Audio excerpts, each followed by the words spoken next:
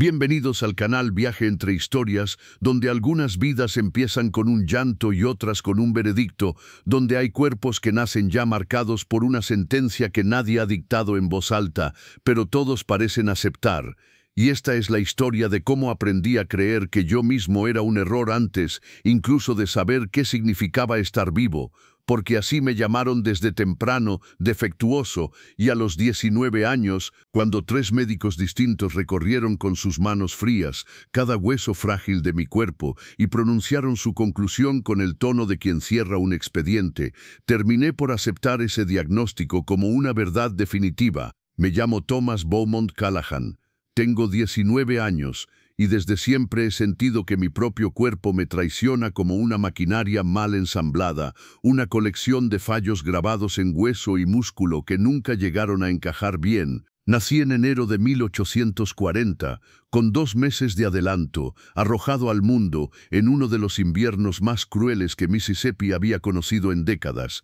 El aire era una hoja de hielo, los ríos parecían respirar humo, y mi llegada interrumpió una cena elegante que mi padre ofrecía a jueces y grandes propietarios cuando mi madre, Sarah Beaumont Callahan, cayó de pronto al suelo, entre cubiertos y copas, al romper aguas. La partera que acudió fue una mujer esclavizada a quien todos llamaban Mamá Ruth, la misma que había ayudado a nacer a la mitad de los niños blancos del condado.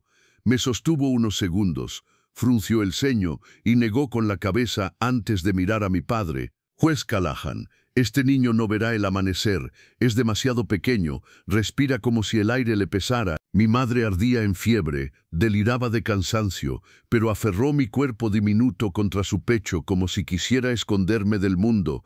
«No, él va a vivir, lo sé. Su corazón late, es débil, pero pelea». Y de algún modo sobreviví a esa noche, y a la siguiente, y a otra más, aunque sobrevivir no es lo mismo que crecer. Al cumplir un mes apenas pesaba poco más de 2 kilos. A los 6 meses no lograba sostener mi propia cabeza, y al cumplir un año, mientras otros niños ya se ponían de pie torpemente, yo apenas podía mantenerme sentado sin caer. Los médicos llegaron desde Natchez, desde Vicksburg, incluso desde Nueva Orleans, todos con los mismos instrumentos, los mismos silencios, el mismo dictamen. El nacimiento prematuro había torcido mi desarrollo de una forma que me acompañaría toda la vida.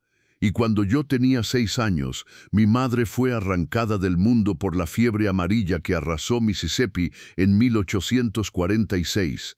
Aún recuerdo su piel seca como pergamino antiguo, el tinte amarillento de sus ojos, la forma en que el cuarto olía a sudor agrio y medicamentos inútiles. La tarde anterior a su muerte me llamó junto a la cama. Me tomó la mano con una fuerza que no parecía suya. «Tomás, vas a tener obstáculos siempre. Te mirarán por encima del hombro, sentirán lástima, te descartarán, pero tienes algo que no te pueden arrebatar. Tu mente, tu corazón, tu alma. No permitas que nadie te haga creer que estás incompleto».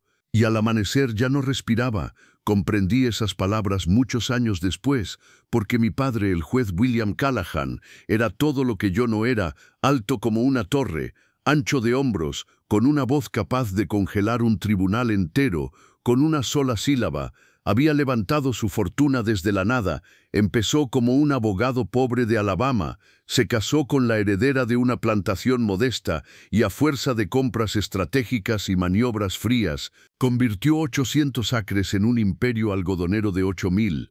La plantación Callahan dominaba los altos bluffs frente al río Mississippi, a 15 millas de Natchez. Sobre una de las tierras más fértiles del sur, la casa principal era una mansión de estilo griego que había mandado levantar en 1835, 2 pisos de ladrillo blanco, columnas dóricas como gigantes inmóviles, galerías amplias donde el viento del río entraba como un susurro constante, tecos tan altos que las lámparas de cristal colgaban como estrellas cautivas, muebles traídos de Europa, salones capaces de albergar bailes para 100 invitados y alfombras persas cubriendo la madera pulida. Detrás de ese decorado se extendía la verdadera maquinaria, la desmotadora, la herrería, el taller de carpintería, el ahumadero, la lavandería, las cocinas, la casa del capataz y más allá, en filas apretadas, Las cabañas donde 300 personas esclavizadas vivían en una realidad que no se parecía en nada al lujo de la mansión.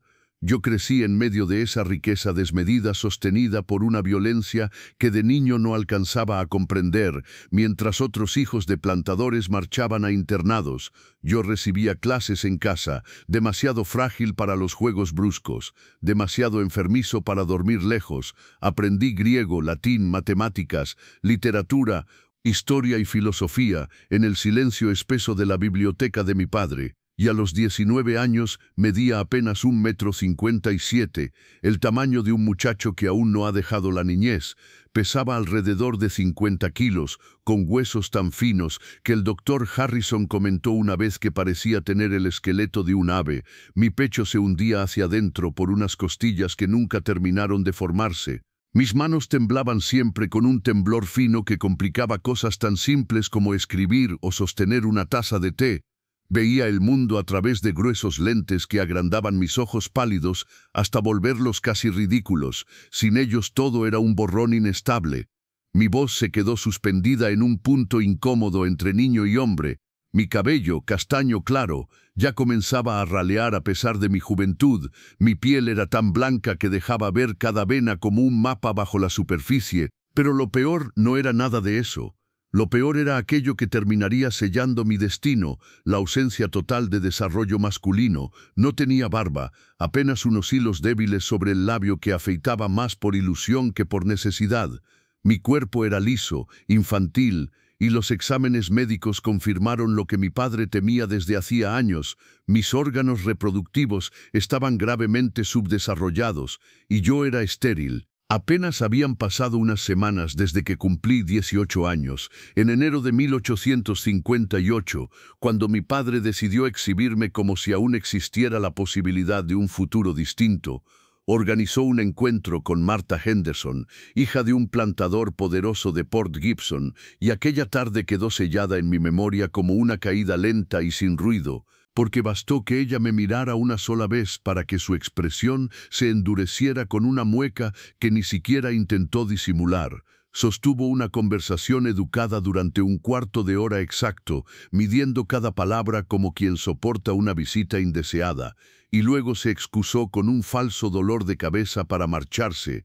Y mientras el carruaje arrancaba, escuché su voz atravesar el aire como un cuchillo, cuando se dirigía a su madre, diciendo que su padre no podía esperar seriamente que ella se casara con aquel niño, que parecía que se rompería en dos la misma noche de bodas. Tras esa humillación, mi padre no dijo nada durante horas, pero al día siguiente mandó llamar al doctor Harrison, Samuel Harrison, el médico más respetado de Natchez, formado en Yale, con más de 50 años y una reputación construida sobre lo que él llamaba la ciencia de la virilidad y la herencia. Llegó una mañana de febrero cargada de humedad, con su maletín de cuero y una distancia gélida en la mirada. Mi padre nos dejó solos en su despacho, cerró la puerta con un sonido seco, y el doctor me ordenó desnudarme sin rodeos. Lo que siguió fue la hora más humillante de mi existencia. Pesó mi cuerpo, midió mi estatura, rodeó mi pecho con una cinta, estiró mis brazos, mis piernas, revisó cada centímetro como si yo fuera un objeto defectuoso, anotando cifras en un pequeño cuaderno de cuero. Y cuando llegó a mi entrepierna, sus dedos fríos manipularon mis órganos con una atención casi clínica, mientras murmuraba observaciones sobre el tamaño y la consistencia, dejando caer frases cortas mientras escribía que todo estaba muy por debajo de lo normal, que aparentaba un desarrollo detenido antes siquiera de la pubertad. Cuando terminó, me indicó que me vistiera y llamó a mi padre. Se acomodó en un sillón de cuero, como quien se prepara para dictar una sentencia, y sin rodeos explicó que mi estado no era simplemente una debilidad del cuerpo, sino un fallo profundo en el desarrollo de mis órganos sexuales, una condición provocada, según él, por mi nacimiento prematuro y los retrasos que habían marcado mi infancia. Mi padre no mostró reacción alguna. Preguntó con voz firme qué significaba eso para mi porvenir, para un matrimonio, para la continuidad del apellido. El doctor me miró un instante y luego sostuvo la mirada de mi padre para afirmar que la probabilidad de que yo tuviera descendencia era prácticamente inexistente.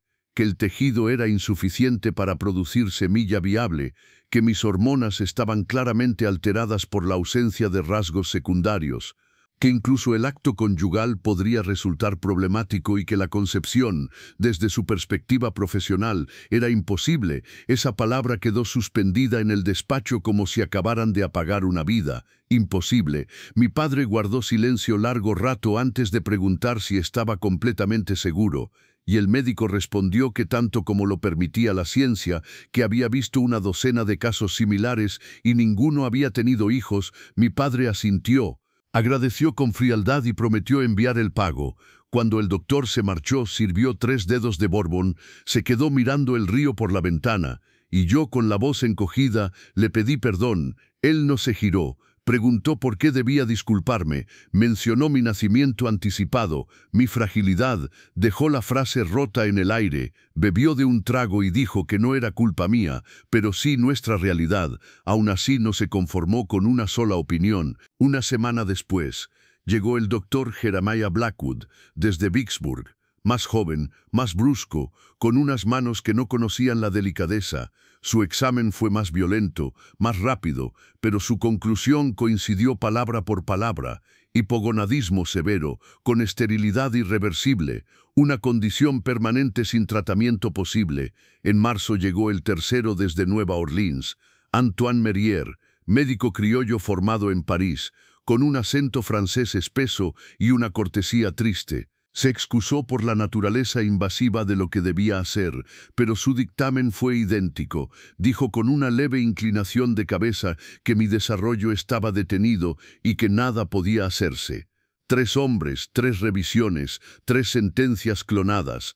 Thomas Beaumont Callahan era estéril, incapaz de engendrar, una rama muerta en el árbol familiar.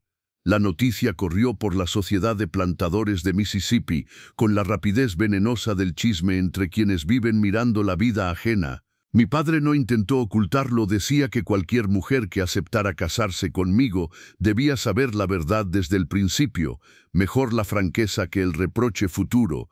Los Henderson retiraron a su hija de inmediato. Los Rutherford enviaron una nota educada declinando cualquier presentación. Los Preston, los Montgomery, los Fairfax, todas las familias que habrían tolerado mi fragilidad a cambio de la fortuna Callahan, encontraron de pronto excusas, compromisos previos, hijas no disponibles. Pero no fue solo el rechazo silencioso. Lo que más dolió fueron las palabras pronunciadas en público, y aún resuenan en mis oídos las que escuché en la iglesia, en abril, cuando la señora Harrison comentó en voz baja, con una lástima casi teatral, que era una verdadera pena lo del muchacho Callahan. Las palabras corrían con una crueldad casi elegante por los salones donde se bebía nuestro whisky, como si fuera agua bendita. Decían que el juez tenía toda esa fortuna y ningún heredero legítimo al cual entregarla, que eso hacía preguntarse para qué servía tanto esfuerzo. Y en una cena que mi padre ofreció en mayo, uno de los invitados, con la lengua pesada por el alcohol, soltó desde el comedor lo bastante alto como para que yo lo oyera desde el pasillo que así actuaba la naturaleza, que los débiles no debían reproducirse para mantener la sangre fuerte, y un plantador llegado de Luisiana, mientras examinaba un caballo que mi padre estaba vendiendo, comentó que era un animal magnífico, de líneas sólidas, buen porte, semental probado, no como mi hijo, añadió, a veces la cría simplemente falla. Cada frase era un corte lento bajo la piel, y yo aprendí a no reaccionar porque no había nada que ganar con mostrar dolor. En su lógica ellos estaban en lo cierto. Yo era una mercancía defectuosa, una inversión fallida, una rama muerta del árbol. Mi padre se fue cerrando sobre sí mismo durante la primavera y el verano de 1858. Seguía administrando la plantación con la misma precisión, seguía impartiendo justicia en el condado, seguía asistiendo a compromisos sociales, pero en casa se volvió un hombre distante, encerrado largas horas en su despacho con Bourbon y papeles legales, trabajando en algo que nunca quiso explicarme. Yo me refugié en los libros. La biblioteca de mi padre superaba los 2000 volúmenes, y para mis 19 años, yo ya había recorrido la mayoría. Me atraían especialmente la filosofía y la poesía. Marco Aurelio, Epicteto, Keats, Shelley, Byron, encontraba alivio en las palabras de hombres que también habían mirado de frente el sufrimiento, la muerte, el peso de existir, y comencé además a explorar una parte ocultada de la biblioteca, libros que no figuraban en ningún registro, olvidados por antiguos dueños o colados entre lotes de subastas. Entre ellos había textos abolicionistas que en Mississippi eran prácticamente ilegales, la autobiografía de Frederick Douglass, publicada en 1845, La cabaña del tío Tom de Harriet Beecher Stowe de 1852, ensayos de William Lloyd Garrison y otros escritores del norte. Los leía de noche cuando la casa dormía y el silencio tenía olor a polvo y aceite de lámpara, y esas páginas removieron algo profundo en mí, porque yo había crecido creyendo que la esclavitud era natural, querida por Dios, beneficiosa para todos, que las personas esclavizadas eran inferiores, casi niños incapaces de gobernarse. Esa era la verdad oficial que flotaba en cada conversación. Pero aquellos libros mostraban otro mundo. Douglass escribía con una inteligencia que no tenía nada que envidiar a ningún autor blanco. Describía los azotes, la separación de las familias, el abuso sobre los cuerpos, la tortura de ser tratado como una cosa. Y aunque La cabaña del tío Tom era una obra de ficción, su impacto era devastador. Comencé a ver lo que antes ignoraba, las cicatrices en las espaldas de los jornaleros, la forma en que los rostros se volvían vacíos cuando un blanco se acercaba, los niños que se parecían demasiado a los capataces de mi padre, las mujeres que desaparecían de los campos durante meses y regresaban solas, sin los hijos que habían llevado dentro, pero no hice nada con ese despertar. Era demasiado débil, demasiado dependiente, demasiado protegido por el mismo sistema que decía cuestionar. Me repetía que yo era distinto a otros dueños, que trataba a los esclavizados con mayor amabilidad, sin querer aceptar que la amabilidad no vuelve la esclavitud menos perversa, solo hace que el opresor duerma mejor. En septiembre de 1858, mi padre hizo un último intento por encontrarme esposa. Escribió a familias de otros estados, Alabama, Luisiana, Georgia, rebajó sus exigencias, buscó hogares de menor fortuna y menor posición, ofreció dotes cada vez más generosas, asegurando que cualquier mujer que me aceptara viviría rodeada de lujo.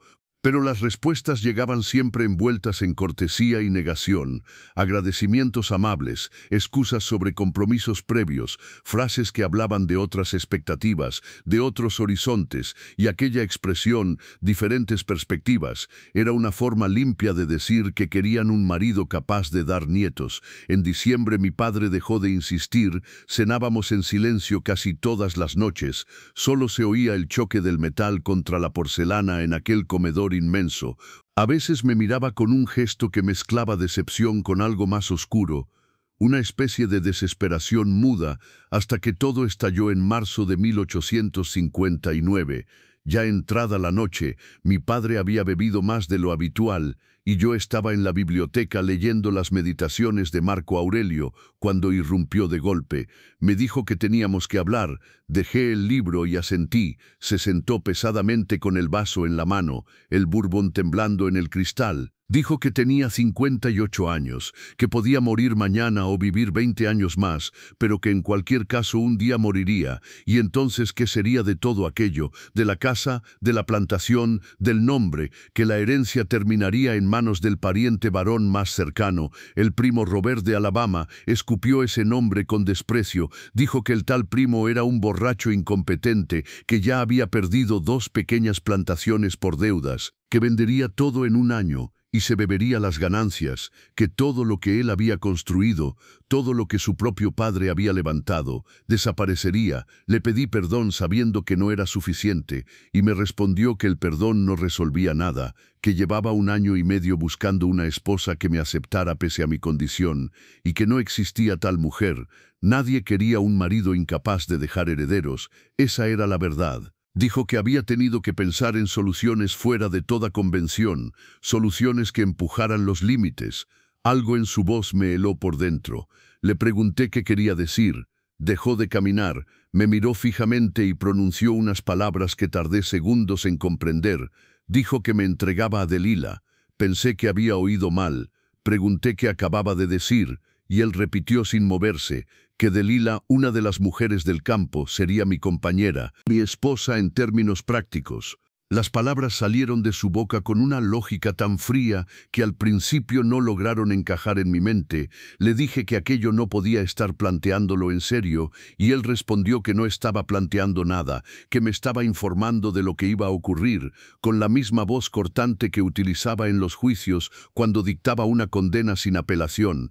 Afirmó que ninguna mujer blanca me aceptaría jamás como esposo, que eso ya había quedado demostrado, pero que el apellido Callahan no podía morir, que la plantación necesitaba herederos, aunque fueran herederos nacidos de un camino torcido, y entonces comprendí la dimensión real de lo que estaba proponiendo.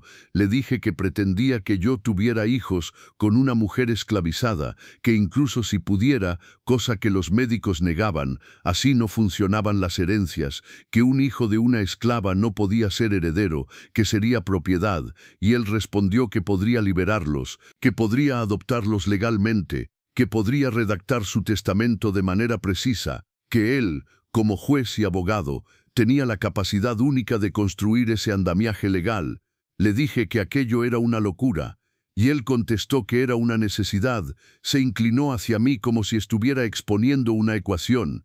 Me recordó que yo no podía engendrar, que los médicos habían sido claros, pero que los hijos podían nacer en mi nombre, que Delila era fuerte, sana, inteligente, que él se encargaría de elegir al hombre adecuado de otra plantación, buena genética, fertilidad probada, cuerpos sólidos, que los niños que nacieran serían legalmente suyos por documentos que él mismo crearían y que cuando muriera me los entregaría junto con los papeles de libertad y adopción como mis herederos legítimos. Le dije que estaba hablando de criar seres humanos como si fueran animales de granja, y él respondió que estaba hablando de proteger una familia y una tierra, que sí, era algo fuera de lo común, que sí, implicaba riesgos legales, pero que era posible y que resolvía el problema. Le grité que no era mi problema. Me puse de pie con las manos sacudidas por un temblor que ya no podía ocultar. Le dije que lo que estaba describiendo era perverso, que quería usar el cuerpo de una mujer sin su consentimiento para fabricar hijos que serían manipulados por escrituras, que estaba reduciendo a las personas a materia de reproducción. Y él gritó que ante la ley eran animales, que yo había llenado mi cabeza de ideas blandas sacadas de libros abolicionistas, que él lo sabía, que no era un tonto, que la ley decía que esa mujer era su propiedad igual que esa casa o esa silla, y que él iba a usarla de la forma que resolviera su problema. Le pregunté qué pensaba Delila de todo esto, y me respondió que haría lo que se le ordenara, que su opinión no tenía valor alguno. Algo se quebró en mí en ese instante. Después de una vida obedeciendo, justificando, intentando compensar mi propia existencia, dije no, una sola palabra, baja, firme. Mi padre parpadeó como si no hubiera entendido. Le repetí que no participaría en ese plan inmundo, que si quería llevarlo adelante lo haría sin mí. Me llamó desagradecido. Se levantó con el rostro rojo por la ira. Dijo que no tenía idea de todo lo que él había sacrificado por mí, de las oportunidades perdidas por intentar salvar el fracaso que era su hijo, del ridículo social de tener un heredero incapaz de cumplir la función básica que se esperaba de él. Gritó que él no había pedido un hijo así, arrojó el vaso contra la chimenea, el cristal estalló en fragmentos ardientes, y me gritó que estaba intentando encontrar una salida mientras yo la despreciaba por un falso sentido de superioridad, aprendido en panfletos del norte. Le respondí que no era propaganda decir que los seres humanos no debían ser criados como bestias. Le pedí que se marchara, que saliera de mi vista. Abandoné la biblioteca con el corazón golpeándome el pecho como si quisiera romperlo. Entré en mi habitación, cerré la puerta, me senté sobre la cama sin fuerzas. Intentando asimilar lo ocurrido, mi propio padre veía como una solución brillante utilizar el cuerpo de una mujer esclavizada como fábrica de herederos, y no encontraba nada incorrecto en ello. Esa noche no dormí. Pensé una y otra vez en Delila, en la vida que él estaba planeando para ella sin preguntarle nada. Yo la había visto muchas veces en los campos, imposible no hacerlo. Tenía 24 años, casi 1,80 m, un cuerpo forjado por el trabajo bajo el sol, la piel oscura como madera pulida, pómulos altos, unos ojos en los que se adivinaba una inteligencia aprendida a ocultar. Los capataces la llamaban una mano de primer orden, capaz de recoger más de 130 kilos de algodón al día, resistente al calor, al cansancio, al dolor. Había escuchado comentarios que la reducían a una cifra de producción y otros todavía más oscuros que hablaban de lo desperdiciado que era usar una mujer así solo en el campo. Ahora mi padre quería convertir ese desprecio en un plan. Yo no podía permitirlo, pero tampoco tenía poder alguno. No era dueño de la plantación, no era dueño de ella. Era débil, dependiente, no tenía dinero propio, no podía liberarla, no podía organizar una fuga, no conocía a nadie del ferrocarril subterráneo, no sabía cómo empezar siquiera, pero aún así comprendí algo con una claridad aterradora: no hacer nada ya no era una opción. A la mañana siguiente, con el cuerpo aún temblando por el choque de la noche y los ojos quemados por no haber dormido, tomé una decisión que me pesó como una piedra en el estómago desde el primer instante. Al menos debía advertirle: Delilah tenía derecho a saber lo que se cernía sobre su vida. Los barracones quedaban a 1/4 de milla detrás de la casa principal, por un camino de tierra bordeado de robles antiguos que parecían vigilar cada paso. Yo casi nunca había ido allí. No era decoroso que el hijo del amo se mezclara con los esclavizados. Mis únicas visitas anteriores habían sido en tiempos de Navidad, cuando mi padre repartía raciones extras y regalos baratos a quienes sostenían su fortuna con el lomo. Las viviendas eran 20 cabañas alineadas en 2 hileras, cada una albergando entre 6 y 10 personas, en un mundo de paredes de tablas ásperas, suelos de tierra apisonada, una sola chimenea para cocinar y calentarse, ventanas mínimas con contraventanas de madera sin cristal. Aquella mañana de martes la mayoría estaba en el campo, solo quedaban una anciana avivando un fuego, algunos niños demasiado pequeños para trabajar y un hombre con la pierna vendada sentado en un escalón. Todos me siguieron con la mirada como si fuera un espectro mal colocado. Un joven blanco vestido con finas ropas avanzando solo por aquel sitio no era una imagen habitual. Pregunté a la anciana por la cabaña de Delilah, y ella frunció el ceño con desconfianza. Preguntó para qué la buscaba. Le dije que necesitaba hablar con ella, que era importante. Respondió que estaba en el campo y que no volvería hasta la puesta del sol. Le dije que esperaría. Sus ojos se estrecharon, pero señaló la tercera cabaña de la segunda fila, pasando el día en una espera incómoda que no me permitía volver a la casa ni permanecer ante aquella puerta. Vagué por los terrenos, evitando los lugares donde pudiera cruzarme con mi padre, ensayando palabras que parecía imposible pronunciar. Cuando el sol empezó a caer, vi regresar a los trabajadores en grupos desordenados, arrastrando el cansancio de 10 horas bajo el sol de marzo. Delilah destacaba entre todos, más alta que la mayoría, caminando erguida a pesar del agotamiento visible. Me vio junto a su cabaña y se detuvo. Pronunció mi nombre con una mezcla de cautela y sorpresa. Los demás se quedaron murmurando entre ellos. Aquello era una escena fuera de lugar. Me acerqué y le pedí hablar con ella en privado. Señalando el interior, miró a los otros. Dudó un segundo y asintió despacio. Entramos. La cabaña era una sola estancia de unos pocos metros, con suelo de tierra, paredes sin pulir, una chimenea apagada por el clima templado. 3 jergones de madera servían de camas. La mesa era un tablón tosco con 2 taburetes. Algunas ollas colgaban de clavos y la ropa pendía de estacas en la pared. Aquello era el mundo de 3 personas y el contraste con mi dormitorio de 4 postes.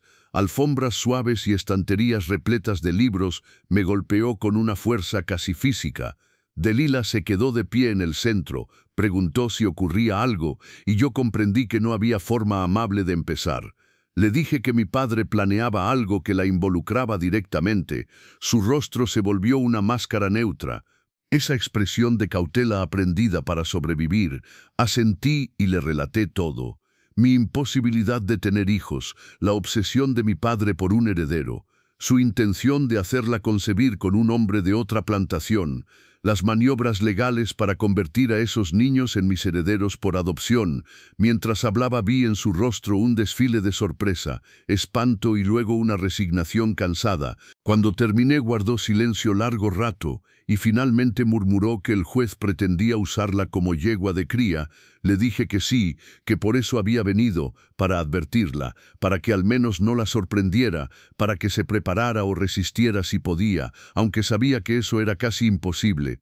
Entonces me miró directamente y preguntó por qué me importaba lo que le pasara. La pregunta me dejó desnudo, porque toda mi vida me había beneficiado de aquel sistema sin alzar la voz. Había vestido ropa cosida por manos esclavizadas, comido alimentos preparados por manos esclavizadas, dormido bajo un techo levantado por manos esclavizadas. Le dije que aquello que mi padre proponía estaba mal, no solo en términos abstractos, sino de una manera tan concreta que ya no podía fingir no verla. Ella dudó, preguntó si yo pensaba que la esclavitud estaba mal. Busqué palabras, dije que llevaba tiempo leyendo cosas que me habían obligado a cuestionar todo lo que había dado por hecho, y que cuando mi padre habló de ella como si fuera ganado algo dentro de mí, se negó a aceptarlo. Ella señaló con calma que, aún así, mi padre seguía siendo su dueño, y yo asentí reconociendo la contradicción que no sabía cómo resolver. Dije que era parte de un sistema que comenzaba a comprender como perverso, pero que no podía permitir que ese plan avanzara sin al menos avisarla. Delila se dejó caer en uno de los taburetes, agotada. Dijo que agradecía la advertencia, pero me preguntó qué se suponía que debía hacer con esa información, que no podía negarse, que si el juez ordenaba sería forzada, que si se resistía recibiría el látigo o sería vendida o algo peor, que no había salida, y yo, aun consciente de lo frágil que era mi esperanza, pronuncié una frase que casi no me atreví a creer. Quizás sí la haya. Las palabras se me escaparon antes de haberlas ordenado dentro de mi mente y Delila alzó la mirada como si hubiera oído algo imposible. Le dije que quizá existía una salida, que llevaba todo el día pensando en ello. Ella respondió con una risa seca que no tenía humor alguno. Preguntó hacia dónde podría huir una mujer negra en Mississippi, sin papeles, sin dinero, sin conocer los caminos del norte, siendo alta, visible, imposible de esconder. Dijo que la capturarían en un día y que la venderían hacia el sur, a los ingenios de azúcar de Luisiana, donde el trabajo mataba en pocos años. Le pregunté qué pasaría si tuviera documentos, si tuviera dinero, si viajara acompañada de alguien capaz de desviar las sospechas. Me miró con asombro y desconfianza. Quiso saber qué estaba sugiriendo realmente. Respiré hondo y dije que tal vez no debía huir sola, que tal vez debíamos hacerlo juntos, que había dinero, porque mi madre me había dejado un pequeño fondo al que podía acceder, no una fortuna, pero suficiente para empezar en otro lugar, que yo podía imitar la letra de mi padre y falsificar pases de viaje, que tomaríamos un carro, provisiones, y simplemente nos iríamos. Me dijo que aquello era una locura, que si nos atrapaban yo terminaría encarcelado por robo de esclavos y ella moriría, que en Mississippi no se daban azotes ejemplares, se daban muertes ejemplares, que ella lo sabía mejor que yo. Le respondí que también lo sabía, pero que si lográbamos alcanzar el norte cambiaría todo. Entonces me clavó una pregunta que me atravesó como un clavo. ¿Qué ganaría yo con eso? ¿Por qué tiraría mi apellido, mi herencia, mi vida cómoda, por ayudar a una sola persona cuando mi padre poseía 300? Comprendí que no tenía una respuesta heroica, solo la única honesta. Le dije que no podía salvar a 300, que apenas tenía fuerzas para intentar salvar a una, que quizá detener una sola atrocidad era mejor que aceptar todas en silencio.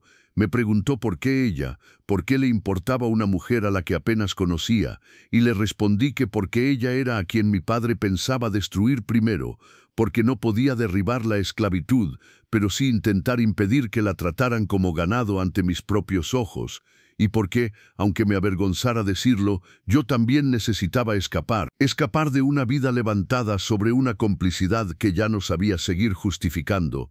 Delila me observó largo rato con esos ojos entrenados para fingir sumisión.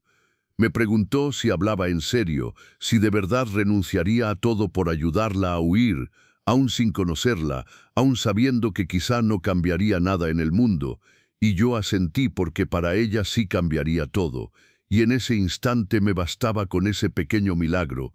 Guardó silencio amplio, afuera se escuchaban voces apagadas, pasos, el sonido de la comida preparándose, la noche había cerrado por completo, y la cabaña quedaba iluminada apenas por la luz pálida de la luna, filtrándose por la ventana. Entonces habló con una calma nueva diciendo que si hacíamos aquello, habría que actuar con inteligencia, que mi padre tenía ojos y hombres en todo Mississippi, que nos buscaría sin descanso. Le dije que lo sabía, que además debíamos movernos rápido, porque el plan de traer a un hombre para forzarla podía activarse en cualquier momento. Preguntó cuándo partiríamos. Pidió 2 días para pensar, para despedirse sin levantar sospechas, para preparar lo poco que tenía. Se levantó, me dijo que no entendía del todo por qué lo hacía, que parte de ella temía que aquello fuera una trampa o una burla cruel, pero que si yo hablaba con sinceridad se arriesgaría, porque lo que mi padre planeaba era peor que cualquier carrera hacia la noche. Le juré que era verdad, entonces fijamos el momento, jueves por la noche, a medianoche, en el establo. Yo llevaría el dinero, las provisiones, los pases falsificados. Ella cargaría con lo mínimo. Asentí sintiendo que acababa de cruzar un punto sin retorno. Cuando abrió la puerta se detuvo y se giró. Me preguntó qué esperaba de ella si lográbamos llegar al norte, y le dije la única respuesta posible, que no esperaba nada, que su libertad no tendría condiciones, que no le debía gratitud, ni compañía, ni obediencia alguna, que lo hacía simplemente porque me parecía lo menos injusto entre tantas injusticias. Me sostuvo la mirada un segundo más y terminó asintiendo, jueves a medianoche. No llegues tarde, no te arrepientas. Salí de allí caminando entre sombras, con el pecho desbocado, consciente de que acababa de decidir robar lo que la ley llamaba propiedad de mi propio padre y huir con ello, sabiendo que si fracasábamos yo perdería la libertad y ella probablemente la vida, pero también sabiendo que si teníamos éxito, al menos una persona sería libre, una mujer no sería convertida en vientre forzado. No estaba salvando el mundo, no estaba destruyendo la esclavitud, pero estaba haciendo algo, y por primera vez en mi vida eso me bastaba para seguir adelante. Las siguientes 2 jornadas fueron una tortura lenta que me quemaba los nervios por dentro. Evité a mi padre todo lo que pude, comía solas en mi habitación fingiendo enfermedad, y él no insistió. Seguíamos heridos por la discusión y quizá creyó que solo necesitaba tiempo para doblegarme y aceptar su plan. Mientras tanto yo transformé esas horas en preparativos febriles. Cabalgué hasta el banco de Natchez, con el corazón encogido, y retiré casi todo el dinero que mi madre había dejado a mi nombre. $800, una suma enorme que pesaba en mis bolsillos como un pecado. Llené una bolsa con ropa, algunos libros, objetos básicos. Estudié mapas de Mississippi hasta memorizar caminos secundarios, cruces de ríos, rutas hacia el norte. Practiqué la firma de mi padre una y otra vez sobre papeles de viaje, hasta que los bucles y trazos parecían respirar con su misma mano, y escribí cartas, una para mi padre, otra para el doctor Harrison, agradeciéndole con una ironía que solo yo entendía, algunas más para las pocas personas que habían llamado amistad a lo largo de mi vida, pero la carta a mi padre me dejó los dedos entumecidos. Le escribí que cuando leyera esas líneas yo ya no estaría allí, que abandonaba Mississippi sin intención de regresar, que sabía que eso lo enfurecería, lo decepcionaría, quizá lo heriría, que por ello le pedía perdón, pero que no podía formar parte del destino que había trazado para Delilah, ni participar en una maquinaria que trataba cuerpos humanos como vientres de cría. Le recordé que él mismo me había educado en la razón, en los principios, en el valor del pensamiento, y que justamente esa educación me había conducido a conclusiones que él detestaría, que la esclavitud era un mal, y nuestra complicidad con ella, una mancha que no podía seguir justificando. Le dije que no buscaba su comprensión ni su aprobación, solo dejar constancia de que había tomado una decisión, que el apellido Callahan quizá terminaría conmigo, pero que al menos no lo haría manchado por la ignominia de su plan. Firmé temblando, sellé la carta y la dejé sobre mi escritorio como quien deja una lápida. Cuando llegó la noche del jueves, No pude probar bocado. Permanecí vestido sobre la cama, escuchando cómo la casa se iba apagando poco a poco. Mi padre se retiró cerca de las 10. Los sirvientes terminaron sus tareas alrededor de las 11, y para las 11:30 el silencio era tan espeso que parecía un animal agazapado en los pasillos. A las 11:45 tomé la bolsa, bajé descalzo los escalones y salí por la puerta de la cocina. El establo dormía entre sombras, iluminado apenas por la luna deslizándose por las rendijas de la madera. Enganché uno de los carros pequeños, el de 2 caballos que usábamos para trayectos cortos. Cargué la bolsa, mantas, algo de comida robada de la despensa, una cantimplora llena, y al darse la medianoche exacta de Lila apareció. Llevaba un envoltorio diminuto apretado contra el pecho, todo lo que poseía en el mundo reducido a un puñado de telas y recuerdos invisibles, 24 años comprimidos en un solo bulto. Susurró que había venido y yo le respondí con media sonrisa. Si acaso pensó que no lo haría, me confesó que una parte de ella creyó hasta el último momento que todo era un sueño o una trampa. Le dije que no era ninguna de las dos cosas. Le pregunté si estaba lista, miró hacia las cabañas lejanas como quien se arranca una sombra de los pies, y dijo que lo estaría tanto como pudiera. Subimos al carro, tomé las riendas con manos que no dejaban de temblar. Delila se sentó a mi lado con su bulto en el regazo, preguntó hacia dónde íbamos. Le expliqué que primero nos moveríamos hacia el noreste evitando Natchez, que tomaríamos el rumbo hacia Vicksburg y de ahí subiríamos a Tennessee, que nuestro destino final era Ohio, Cincinnati, donde una gran comunidad negra libre podría tragarnos sin preguntas. Le advertí que eran más de 400 millas, quizá 500, 2 semanas de viaje o más, que nos moveríamos sobre todo de noche y descansaríamos de día entre bosques alejados de los caminos principales. Me dijo que lo había pensado bien. Respondí que solo había tenido 2 días y había hecho lo que había podido. Viajamos en silencio largo rato. La plantación quedó atrás como un fantasma inmóvil y pronto solo existía la carretera que se abría hacia lo desconocido.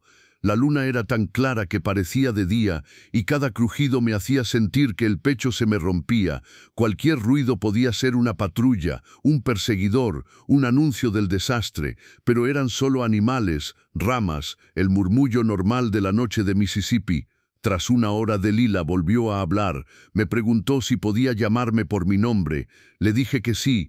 Tras 1 hora Delila volvió a hablar. Me preguntó si podía llamarme por mi nombre. Le dije que sí, que ya no existían amo, ni esclava entre nosotros, solo 2 personas tentando al norte. Entonces me pidió la verdad, no la versión noble de salvar una injusticia, sino el motivo real. Mientras los caballos marcaban el ritmo sobre el camino, pensé en ello y le confesé que había pasado toda mi vida oyendo que era defectuoso, menos que un hombre, inútil porque no podía engendrar herederos, que había terminado creyéndolo, que el plan de mi padre la usaría a ella de la misma manera en que el mundo me había usado a mí, reduciéndonos a una función biológica, dándonos valor solo por lo que nuestros cuerpos podían producir, y que comprendí que no podía infligir a otra persona lo mismo que había destrozado por dentro a quien yo era. Ella escuchó en silencio y al final susurró que lo entendía, que tenía sentido. Seguimos viajando hasta ver romper la luz del amanecer. Entonces aparté el carro entre un grupo de árboles, solté a los caballos para que pastaran, comimos pan duro, queso, carne seca, y Delila propuso turnarnos para dormir y vigilar. Dijo que yo debía descansar primero, porque ella sabía que yo no había hecho otra cosa que pensar. Obedecí, me tendí sobre una manta y la vi recostarse a unos pasos. El sueño la atrapó enseguida, y mientras la observaba comprendí que aquella mujer, a la que apenas conocía, llevaba ya sobre los hombros el peso de todo lo que yo había decidido perder. En el sueño su rostro se suavizaba y en esas líneas tranquilas aparecía sin máscaras la inteligencia que durante el día había aprendido a esconder, y mientras la observaba comprendí con una claridad ardiente lo que había hecho. Había arrojado por la borda toda mi vida por un impulso nacido del deseo de salvar a una sola persona de un mal concreto.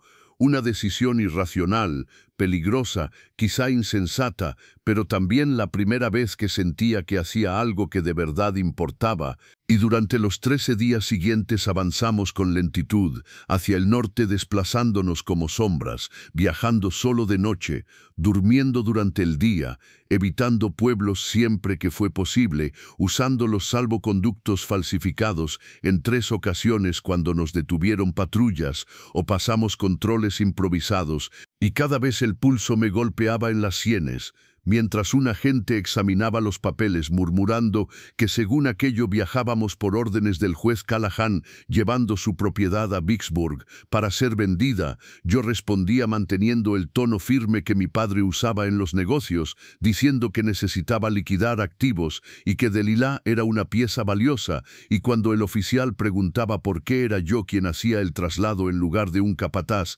explicaba que mi padre quería que yo aprendiera todos los aspectos del negocio, y solo cuando nos devolvían los documentos y nos dejaban pasar lograba respirar de nuevo. Delilah, en cambio, se convirtió en la fuerza silenciosa del viaje, más resistente, más ingeniosa, más preparada para todo. Cuando una rueda se aflojaba, era ella quien la ajustaba. Cuando debíamos cruzar un arroyo, entraba primero para medir la hondura. Cuando escaseaba la comida sabía qué plantas podían comerse y cómo colocar trampas para conejos, y una noche, mientras comíamos uno que ella misma había cazado, le pregunté dónde había aprendido todo eso, y me explicó que en la esclavitud uno aprende a observarlo todo, porque el conocimiento separa a veces la vida de la muerte, que había visto a los hombres arreglar carros, aprendido hierbas de las mujeres que recolectaban, y a cazar de su padre antes de que lo vendieran cuando ella tenía 10 años. Y cuando le dije que lo sentía, me respondió que no perdiera tiempo en eso, que solo siguiéramos avanzando hacia el norte. Y en esas noches largas empezamos a hablar como nunca había hablado con nadie. Ella me contó su infancia en una plantación de Alabama, su venta a los 15 años, 9 años de campo que no lograron quebrarla, los sueños de libertad que apenas se permitía imaginar, la vigilancia constante, los amigos vendidos, las hermanas violentadas por capataces, las madres arrancadas de sus hijos, y yo le confesé mi propia soledad, crecer enfermizo y distinto, la educación que me aisló, la riqueza sin amigos verdaderos, la vergüenza de ser llamado defectuoso, el despertar doloroso de saber que mi vida cómoda se levantaba sobre el sufrimiento ajeno, y una noche ella me dijo que no era defectuoso sino diferente, que la sociedad se equivocaba con la esclavitud, con las mujeres y conmigo, y cuando cruzamos la frontera de Tennessee, ya no éramos amo y ex esclava, ni simples compañeros de huida. Algo había cambiado entre nosotros. Éramos 2 personas que empezaban a importarse de verdad, y fue en un granero abandonado, bajo una lluvia furiosa que golpeaba el techo, cuando Delilah me preguntó qué ocurriría entre nosotros cuando llegáramos al norte y fuera libre. Yo le dije que encontraría un lugar donde vivir, trabajo, que estaría cerca por si me necesitaba, pero que elegiría su propio camino. Y entonces ella, con una timidez cargada de decisión, preguntó qué ocurriría si su elección era quedarse conmigo, y yo le dije que no me debía nada, pero ella respondió que no se trataba de deber, sino de deseo, que en esas 2 semanas me había conocido no como el hijo defectuoso del juez, sino como un hombre amable, inteligente y más valiente de lo que creía. Yo intenté decir que no era valiente, que era débil, pero ella me recordó que lo había arriesgado todo por llevarla hacia la libertad, que eso no era debilidad sino coraje. Le advertí que tal vez cuando fuera libre pensaría distinto, y entonces me pidió que la dejara decidir sin miedo ni gratitud obligada. Tomó mi mano y dijo que quería quedarse conmigo no como propiedad, ni por obligación, sino como compañera, quizá incluso como algo más. Y yo intenté detenerla recordándole que era estéril, que no podía darle hijos, que mi cuerpo apenas podía ofrecer caricias, pero ella me hizo callar diciendo que no quería hijos, que no le importaba mi cuerpo, que le importaba yo, el hombre que leía filosofía, que la escuchaba, que la trataba como igual, y cuando le hablé del juicio del mundo, de que un hombre blanco y una mujer negra juntos desatarían odio incluso en el norte, ella respondió que había vivido toda su vida bajo desprecio y que al menos esta vez elegiría con quién afrontarlo. La miré sin comprender cómo una mujer así podía quererme. Le pregunté si estaba segura, y ella respondió que sí, y nos besamos allí, en ese granero olvidado por el mundo, con la lluvia marcando el ritmo del destino sobre el techo, dos personas nacidas en extremos opuestos, encontrando algo que ninguno había buscado jamás, y a comienzos de junio, tras casi 2 meses de viaje, llegamos por fin a Cincinnati. La ciudad nos recibió como un organismo vivo que respiraba humo, voces y esperanza mezcladas, calles llenas de gente libre de piel oscura, de abolicionistas, de fugitivos construyendo futuros con manos aún temblorosas, y con el poco dinero que me quedaba alquilé una casa modesta en un barrio donde las parejas de distinto color eran raras, pero no un escándalo imposible. Allí dijimos que éramos marido y mujer y adoptamos un nombre nuevo como quien se cambia de piel, Thomas y Delilah Freeman. Ella eligió ese apellido porque nunca había tenido uno propio y porque esa palabra lo decía todo, libre. Los primeros meses fueron duros. El dinero se evaporaba. Yo conseguí trabajo como escribiente en un despacho de abogados donde mi educación y mi letra limpia valían algo. Delilah entró a coser en un taller y aquellas manos que habían arrancado algodón ahora creaban vestidos hermosos. La gente nos miraba con curiosidad incómoda. Algunos pensaban que ella era mi propiedad, otros que era mi amante. Unos pocos comprendían que éramos realmente un matrimonio. Y las reacciones oscilaban entre el desprecio silencioso y una aceptación cautelosa.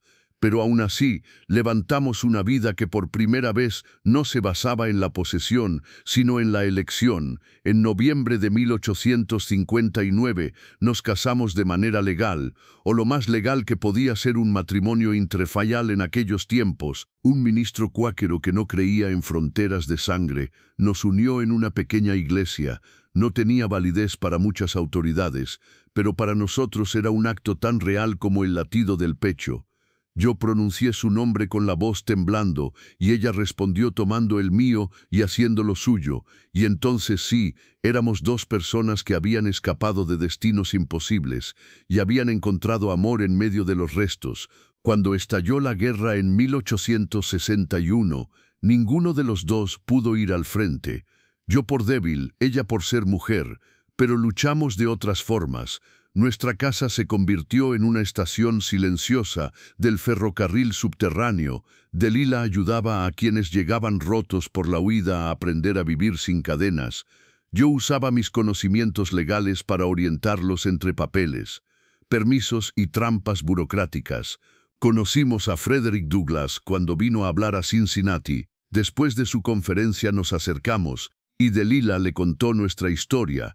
Él escuchó con atención, sonrió y dijo que cada uno había tomado su libertad de un modo distinto, ella arrebatándola al sistema que intentó poseerla, yo arrancándola al sistema que intentó definirme por mi cuerpo, y que ambos habíamos demostrado que la libertad no dependía de las circunstancias, sino de las decisiones.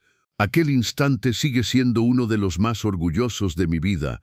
Jamás tuvimos hijos de nuestra sangre, porque mi esterilidad era tan real como definitiva. Pero en 1865, cuando la guerra terminó y el país aún sangraba, adoptamos a 3 niños cuyos padres habían muerto o desaparecido en el caos. Elegimos sus nombres como quien siembra un mensaje en la tierra, Sarah por mi madre, Frederick por Douglass y Liberty por lo que representaba su existencia. Los criamos en libertad, les enseñamos a leer y a escribir, los enviamos a escuelas donde aceptaban niños negros, les repetimos hasta el cansancio que su valor no lo dictaban, los prejuicios del mundo, sino su carácter y sus decisiones. Sarah se convirtió en maestra y enseñó a antiguos esclavos a descifrar las letras. Frederick llegó a ser médico al servicio de la comunidad negra de Cincinnati. Liberty se convirtió en abogada y usó la ley para atacar las mismas estructuras que una vez habían encadenado a su propia madre. Y yo, el muchacho al que todos daban por terminado antes de empezar, viví más tiempo del que nadie habría apostado por mí. Los mismos médicos que a mis 19 años dictaron que yo no servía para engendrar vida, también aseguraron que no llegaría a cumplir los 30, pero el tiempo les desobedeció y yo crucé esa frontera y seguí avanzando hasta los 42, 23 años completos al lado de Delila, 23 años de una existencia construida por elección y no por condena, hasta que en el invierno de 1882, una neumonía, la misma sombra que se había llevado a mi madre, se instaló en mis pulmones y me fue apagando con calma lenta, y mientras el frío me subía por el pecho, ella sostuvo mi mano, y con la voz ya deshecha en el aire le pregunté si había hecho lo correcto, si abandonar todo, si arrastrarla al norte, si romper con el mundo en que nací había valido la pena, y Delila, con el rostro inundado, me respondió que yo le había dado libertad, dignidad, amor, una vida donde era persona y no propiedad, hijos que crecerían sin cadenas, y que sí, que cada sacrificio había valido todo, y yo le dije que la amaba, y ella me devolvió el nombre que habíamos elegido como pacto de igualdad, y esas fueron mis últimas palabras antes de cerrarme al silencio, mientras ella siguió viviendo 18 años más, hasta 1900, usando su voz para enseñar, para luchar por derechos, para contar a los jóvenes que siempre hay que elegir justicia aunque duela. Y hoy descansamos juntos bajo una sola lápida en el cementerio de Spring Grove, en Cincinnati, con nuestros nombres unidos como lo estuvieron nuestras vidas, y nuestros 3 hijos crecieron y sirvieron al mundo, Sara enseñando a leer a miles de antiguos esclavizados, Frederick curando cuerpos durante 40 años, Liberty usando la ley para romper las mismas barreras que una vez habían intentado definir a su madre como cosa, hasta que en 1920 ella convirtió nuestra historia en un libro donde quedamos fijados como prueba de que ni la discapacidad ni la esclavitud determinan el valor humano. Y no es una fábula, es un rastro real en archivos, registros, documentos, directorios y piedra, una vida que nació de la huida y terminó convertida en legado, una respuesta silenciosa a quienes creen que la sangre, el cuerpo o la ley deciden quién merece vivir con dignidad, porque al final no fueron los médicos, ni los jueces, ni las plantaciones quienes escribieron nuestro destino, fueron las decisiones, las elecciones hechas con miedo, con temblor, con amor, las que demostraron que el valor humano no depende del cuerpo ni del estatus, sino del coraje de elegir quién somos.